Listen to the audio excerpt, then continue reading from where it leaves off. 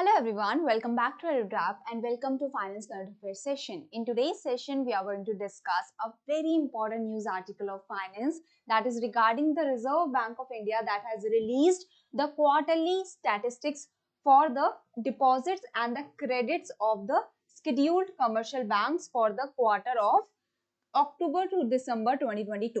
So this is very important data points that has been provided by the Reserve Bank of India. In the press release of the Reserve Bank of India, the RBI has provided the highlights and that has been covered by the Hindu and such important newspapers also. So this data becomes very important for you all from the exams perspective, and as the exam is quite near, so this is the quarterly data that you have to remember. Okay, so now let's discuss this quarterly data. What is the data and what points you have to remember? But before starting with this very important data from the exams point of view, there is a big announcement from EduTab that we have brought for you the comprehensive guide for RBI manager. Okay, here you will get all your common queries answered. The definitive answers are provided for all your common queries. If you want to know about the examination, if you want to know about the organization, if you want to know about the preparation, all your queries can be answered through a single guidebook. You do not have to visit different links. You do not have to visit different websites. And this is absolutely free of cost to save your time, to save your efforts, and you can easily download this guidebook. The link is provided in the description box below. So now coming to today's topic, that is the RBI has released the quarterly statistics on the deposits and the credit of the scheduled commercial banks for the quarter of December 2022. That is for the October to December quarter. Okay. So the next quarter is from January to March 2023, but for this the data will be released after the phase 1 of the Reserve Bank of India's exam. Okay, that's why this quarter data becomes very important, because this quarter's data has been recently released on Feb 2023. Okay, on Feb 27th 2023, and then for the next quarter the data will be released around in May, we can expect. So that this quarter data becomes very important for you all to remember.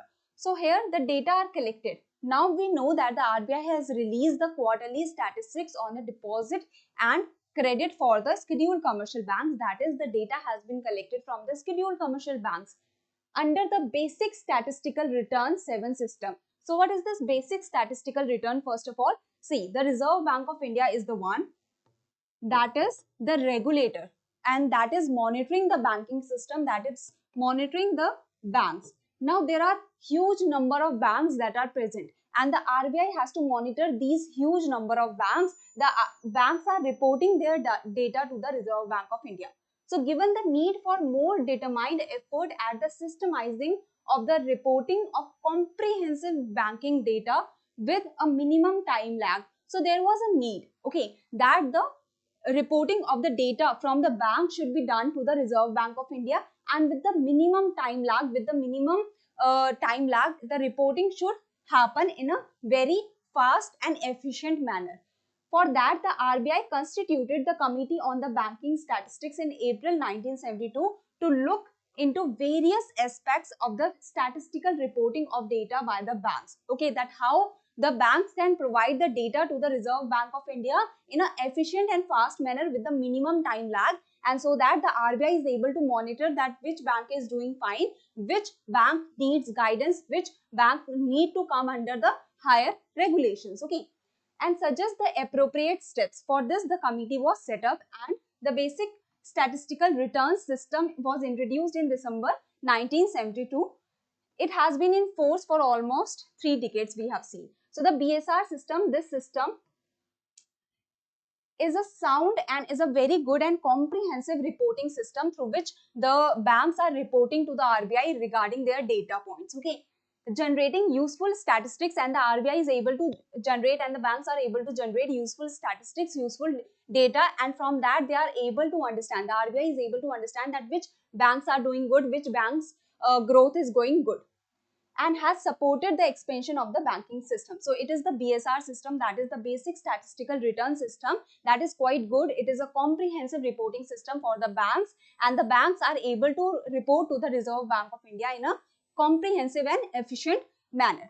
So BSR codes are present. The BSR code is a 7-digit code. Now the starting 3 digits are for the bank. Okay, it identifies the bank, and the later 4 digits, the following 4 digits that identify the bank branch. Okay, so I hope you have understood the basic idea of the BSR, that is the basic statistical return. Okay, so the data that is collected from the scheduled commercial banks is under the basic statistical return 7 system, because it is the data particularly for the quarter, and this is the data particularly for the deposits and credit. So it is collected under the BSR 7 system, and the statistics on the bank credit and the deposits are being released as per the geography, population group and bank group level disaggregation. So I hope you understand the basic idea, that what you have to remember is that the data is collected under the BSR 7 system. What is the BSR system? I have already told you everything about it. The most important ideas are present here regarding the BSR. I hope you have got the basic idea now.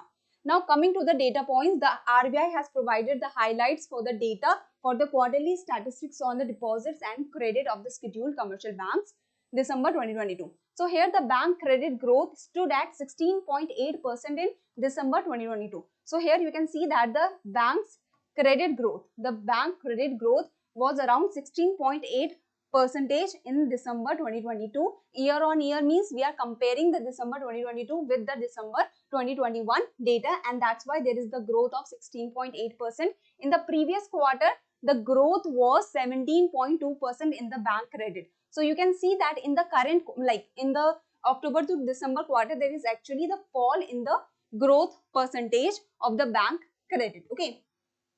Now 8.4% a year ago. While a year ago, if we see, there was the growth that was happening of the credit by 8.4%. So if we compare the current data with the previous year, of course, there is high percentage that we can see that there is the high growth of the credit that is happening in the country in the current period. But if we compare it with the previous quarter, with the quarter of the July, August and September, in this quarter, the growth was of 17.2% of the credit, while in the current quarter, the growth is of 16.8%. Okay. Now coming to the aggregate deposit, that has increased by 10.3%. So here you can see the aggregate deposits that has increased by 10.3%. So the growth is by the 10.3%. If we compare it with the previous quarter, in the previous quarter, the growth was of 9.8%, while in the previous year, the growth was of 9.6%. So if we compare it with the previous quarter or the previous year, the growth of the deposits is happening more in the current period, we can say, led by 13.2% growth. Now this 10.3% growth that has been seen by the aggregate deposits. So that is the total deposits. In this, there is the term deposit that is also there. And in this, there is the CASA, the current account and saving deposit also. So let's bifurcate these aggregate deposits into the two categories. Term deposits, that is for the long term, the deposits are happening like the FD, the fixed deposits. The CASA, that is the savings account, like you have. The demand deposits, that whenever you demand the deposits, the money will come to you. So here the 10.3% of the growth that has been seen by the aggregate deposits, it is because of the 13.2% growth that is in the term deposits. So term deposits have grown by a lot. The current and savings deposits recorded moderation, that is there is some decrease that is happening in the deposits of current account and the savings account, growth by 4.6% and 7.3%. So this current account growth has been seen by 4.6%, while the savings account growth is by 7.3%. So they are not very high percentages as compared to the term deposits. So the term deposits have seen 13% of the growth in this quarter of the December 2022 as compared to the previous year. Okay, while the CASA, that is the current account and savings account, they have seen the growth of 4.6% and 7.3%, but this growth is not by huge numbers and this growth is not by a huge percentage. So this is the basic data that you have to remember. Okay. Now coming to the growth in credit was led by bank branches and metropolitan centers. So especially how the growth in the credit is happening. We have seen that the growth in the credit is by 16.8%. Like from the previous year, we have grown by 16.8% in the credit. So this is the growth that is seen due to the bank branches that is in metropolitan centers. That is the people in the metropolitan centers, they are taking more credit, which account for nearly 60% of the total credit by the scheduled commercial banks and recorded 17.2% rise in lending. So you can understand that the metropolitan centers are the ones that have the highest growth in the credit. Okay, metropolitan bank branches are the ones that are providing the highest credit if we see the scheduled commercial banks. Urban, semi-urban, rural centers also recorded the double-digit credit growth. So you can see that the other areas are also growing, but 60% of the total credit that is given by the scheduled commercial banks, that is given by the bank branches in the metropolitan centers. Okay. Public sector banks increased their credit portfolio by 15.7% during the calendar year 2022 and 4.7% in the year 2021. So you can understand that from 4.7% of the credit growth, the public sector banks have done double digit, like it is 15.7% growth in the credit by the public sector banks in the calendar year of 2022. Corresponding growth for private sector banks, however, remained higher at 19.1%. And if we compare it with the previous year, with a year ago, it was 13.1%. So the private sector banks in the credit, they are growing much. That is by 19.1%, they are growing their credit. Okay. So the private sector banks, however, remained higher in the terms of the credit portfolio. Okay. Now coming to deposit mobilization by public sector banks, we have seen the credit. Okay, 15.7% is a huge number for a calendar year 2022. That is, the growth of the credit is by 15.5%, is 15.7%. Now coming to the deposit mobilization by the public sector banks improved to 8.8% growth in December 2022 compared to 6.9% a year ago. So here the deposit growth, we can see it is not by much. It is from 6.6%, 6.9%, we are going to 8.8%.